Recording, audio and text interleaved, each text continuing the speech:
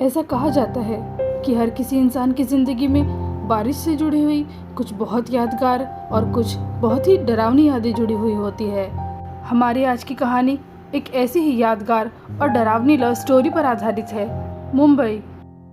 अंबर अपनी कंपनी का एक बहुत ही अच्छा एम्प्लॉय था, क्योंकि अंबर की अभी तक शादी नहीं हुई थी और वो अपने फ्लैट में अकेले रहा करता था, इसलिए वो अक्सर देर रात तक ऑफिस का काम किया करता था।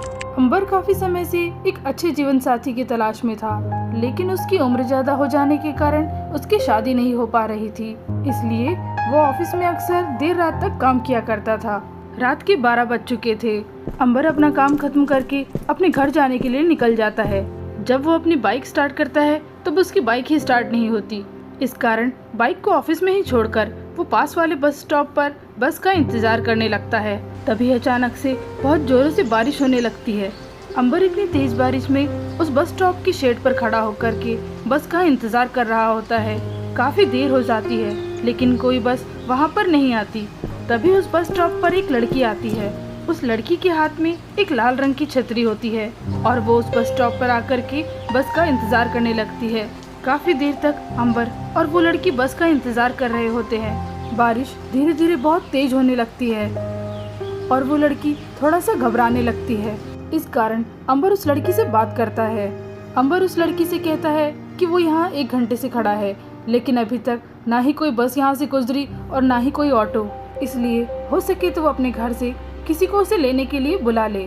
तब वो लड़की बताती है कि वो यहाँ पे अकेले ही रहा करती है और इस वक्त कोई भी ऐसा नहीं है जो उसे लेने यहाँ आए।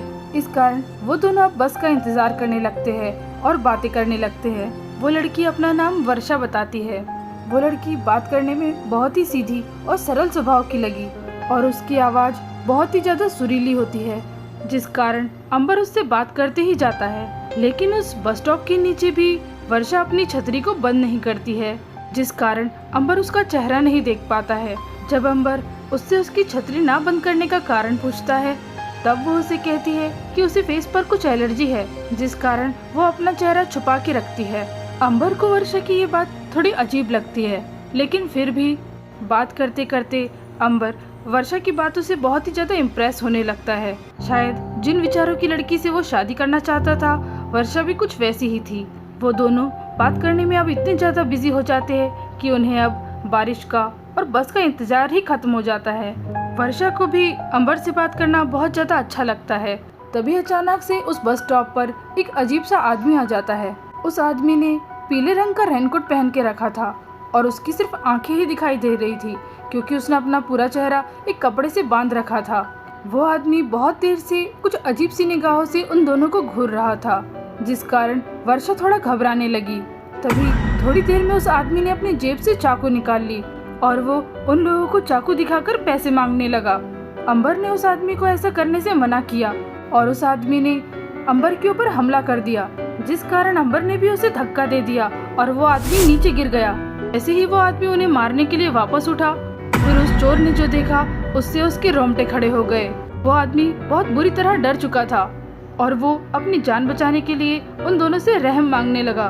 तभी अचानक से तेज तूफान में एक पेड़ उस आदमी के ऊपर गिर गया। अंबर को कुछ समझ नहीं आ रहा था, इसलिए उसने वर्षा को अब वहाँ से चलने के लिए कहा और अंबर पैदल ही वर्षा को छोड़ने उसके साथ चलने लगा। और चलते चलते वो लोग वर्षा के घर के पास पहुँचने लगे। तभी वर्षा ने अपने घर से कुछ दूरी पर अंबर को रोककर उसे वहीं से चले जाने के लिए कहा। अंबर को वर्षा का साथ छोड़ना कुछ अच्छा नहीं लग रहा था, जिस कारण अंबर ने जाने से पहले वर्षा से कल फिर से मिलने की बात कही। तब वर्षा ने कहा, मैं शाम को 8 बजे तुम्हें उसी बस स्टॉप पर मिलूंगी। और फिर वो दोनों अपने अपने रास्ते चले गए। वो लड़की कौन थी और कहाँ से आई थी, ये जाने बगैर अंबर उसे याद करने लगा। शायद दोनों को एक दूसरे से प्यार हो चुका था और अब वो बस अगली शाम का इंतजार कर रहे थे। अगले दिन पुलिस स्टेशन में एक केस आया। हवलदार ने इंस्पेक्टर को बताया कि बस स्टैंड के पास एक एक्सीडेंट हुआ है। पुलिस ने तुरंत ही उस लड़की को अस्पताल पहुंचाया और जब उस लड़की से बात की, तब उस लड़की ने बताया कि मेरा नाम वर्षा है। पिछली रात को मुझे इस बस स्टॉप पर एक अंबर नाम का लड़का मिला। अंबर से बात करके मुझे वो बहुत अच्छा लगा। मुझे अंबर बहुत पसंद आया, इसलिए आज शाम को अंबर जिस कंपनी में काम करता था, मैं वहाँ पे गई और मुझे पता चला कि वो कंपनी तो काफी सालों से बंद पड़ी हुई है।